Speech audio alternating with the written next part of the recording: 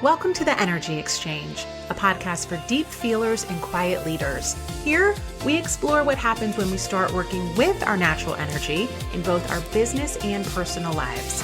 I'm Colleen Wallach. I'm a highly sensitive professional who spent years untangling patterns of overthinking, people-pleasing, and playing small just to feel safe. Now, I help others like me step more fully into their power without losing the superpower of their softness. We don't have to be loud to be seen, and we don't have to push to be powerful. Everything is energy. Let's start this exchange. Welcome into this week's episode of the Energy Exchange. Today, I want to talk about something that I think affects a lot of deep feelers in the workplace, but we don't always name it correctly. What I want to dive into is hypervigilance and how it could be affecting your career in a really big way. So hypervigilance is when your nervous system is constantly scanning for danger, even when there's not an actual threat. And in a workplace setting, that danger isn't typically physical. It's emotional, it's social, professional. It's that part of you that wonders, are they mad at me? Did I say that wrong? Was their tone weird in that email? Or maybe, what if I speak up and they think I'm difficult? Or if I make the wrong move and there are consequences to that?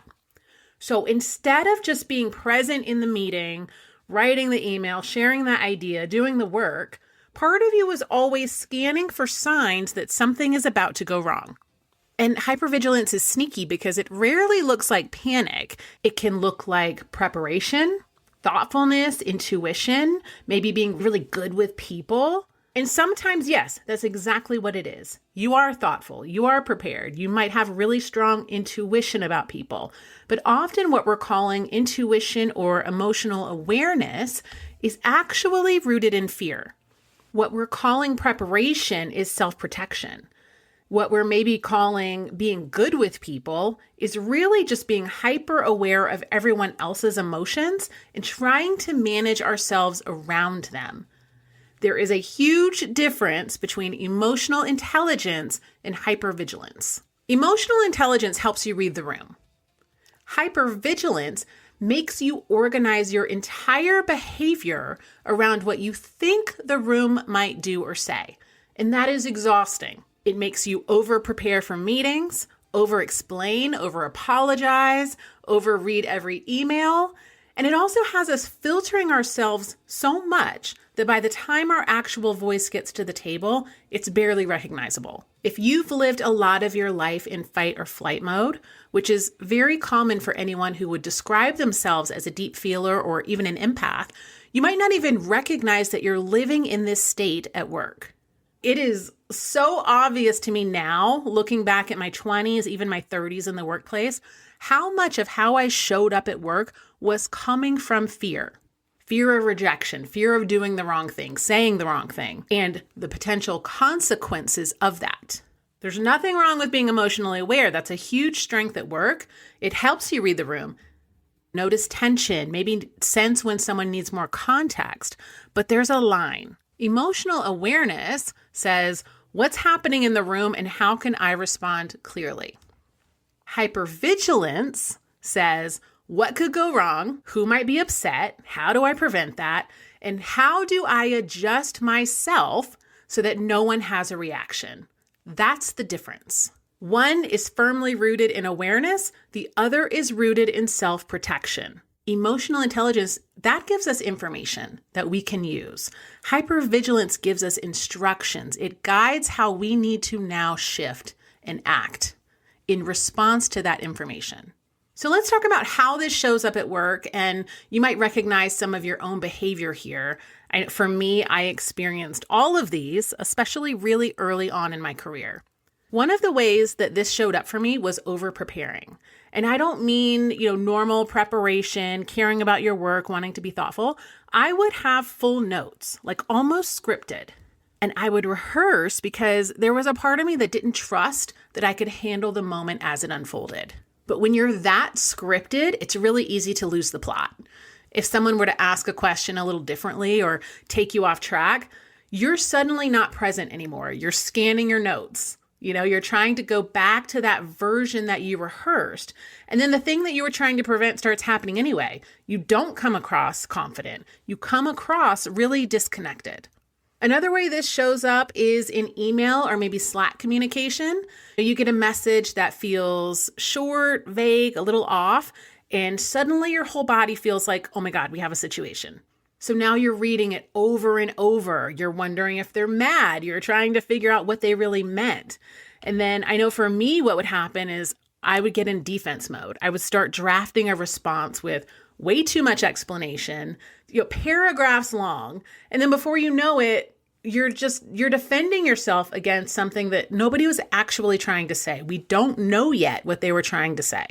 Versus now, if I get an email and I genuinely don't understand what something means, I'm much more likely to say, hey, can we hop on a call real quick? I do not want to spend a day and a half spiraling, but that was my norm back in the day. And one of the biggest things that can happen that's really detrimental to establishing yourself in the workplace is over-filtering yourself in meetings or in conversations with coworkers. Hypervigilance can make it really hard to speak up because you're not just thinking about your idea, you're thinking about how the idea might land. And by the time you finally speak, your actual thought has been filtered through, 12 layers of emotional risk assessment. So the room doesn't get your clearest idea, it gets the safest version of your idea. It's so diluted at that point that anyone could have said it. Your voice gets watered down by all of the reactions that you're trying to prevent.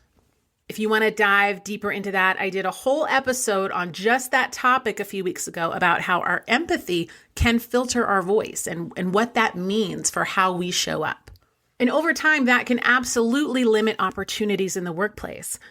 It's really easy for deep feelers to confuse hypervigilance with intuition. You might have an easier time than many accessing that intuition, and I do think that's real.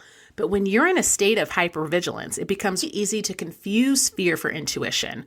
You might think, I just know something's wrong, and maybe you do. But your nervous system is scanning for evidence that something is wrong because it's trying to protect you. And that's why this is so tricky. Sometimes you're dead on 100%, and sometimes you're not. So you can end up managing yourself and your behavior around something that isn't even true. And where all of this can affect your career the most is that it pulls your energy away from the actual work.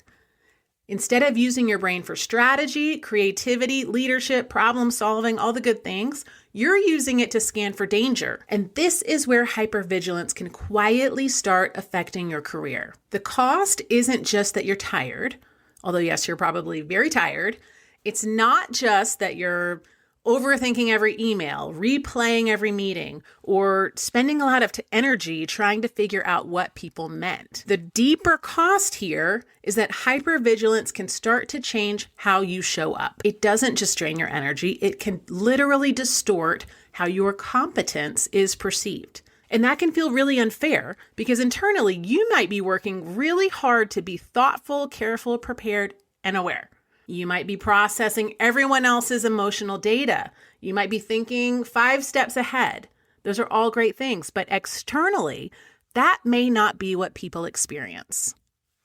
When you're constantly scanning for everyone else's reactions, you're not fully standing in your own position. You are editing in real time. You're softening things before anyone has even pushed back. You're over-explaining before anyone's asked for more context, and you're probably cushioning your opinion before you've even fully said it. And in high stakes environments, that can be confusing for people because they may not see the depth of your thoughtfulness. They're not going to see how much emotional data you're processing. They might just experience you as unsure or overly cautious or not fully owning the room. And that sucks because inside, you might actually be very clear. You probably have great instincts. You might know exactly what needs to happen in a situation. But if hypervigilance is running the show, your clarity has to pass through so many layers of self-protection before it comes out of your mouth that it just lands diluted. And this is one of the most frustrating parts of being a deep feeler in the workplace. You can have leadership instincts and still communicate in a way that makes people wonder whether you even trust yourself. And this is very common for a lot of the people that I coach now, where they have all of these great ideas. They have great opinions. They're creatives. They really have things they want to put out into the world. But they spent so many years in the workplace being in this hypervigilant state that no one ever got to see it. Your nervous system is trying to keep you safe in rooms where your career actually needs you to be visible. That's the real cost. Your nervous system is trying to protect you, but your career needs people to feel your clarity. It needs people to feel your judgment, your leadership. And if you are constantly adjusting yourself around every possible reaction, people may never fully experience the strength of who you actually are. So, what do we do about it? This is something that I think can take a really long time to unravel, but it's so helpful to be aware that you're doing this. In my 20s, I had zero awareness of this. I didn't recognize why I was showing up the way I was showing up, why I was spending an entire night preparing for a meeting that I could have prepared for in like 30 minutes. That was just how I worked, right? I did not know where it was coming from. But when you can recognize this in yourself, you're in a stronger position to shift it. So the next time you feel yourself spiraling, over preparing, filtering, ask yourself, number one, is this information or is this activation? Are you noticing something useful or are you trying to protect yourself and bracing for impact? That alone can shift how you respond. Another great question in relation to specific people, is this person relevant to the outcome of my work? A boss? Yes. A big client? Sure. An influential team member? Absolutely. But sometimes we're spiraling over reactions from people whose opinion doesn't actually matter for what we're trying to do or for our role in the workplace. We don't need to absorb everyone's feedback. And then if you're spiraling because you're not sure what someone means, when you get that short, blunt email or someone's tone is off, just ask yourself, can this be solved with one direct question, a clear email, or a quick call? Don't let things sit. The energy you will spend on it is not worth it, and it will impact your work. And then lastly, what would I say if I weren't managing everyone's reaction? Get really aware of just how much you are filtering yourself. Look, your sensitivity is not the problem, nor is your ability to read a room or your emotional intelligence. The problem is when your nervous system turns every room into something you have to survive. Your workplace, your career doesn't just need your awareness. It needs your voice, your ideas, your presence. It needs the part of you that can lead, that can make decisions, express yourself, and create great things without constantly checking to see if everyone is okay with it first. Our goal here is not to become less sensitive. That's your superpower, hands down. The goal is to become less available to every signal that you get. If you need help with any of this, check out ways to work with me on my website. That's at justonewoo.com. I love helping people find and share their voice. I spent decades suppressing mine, and it would light me up to help you if I can. Okay, I'm going to leave it here for today. If you are vibing with this podcast, I'd really love a review. It helps other like-minded people find this space. Thank you for being here. I will chat with you next week.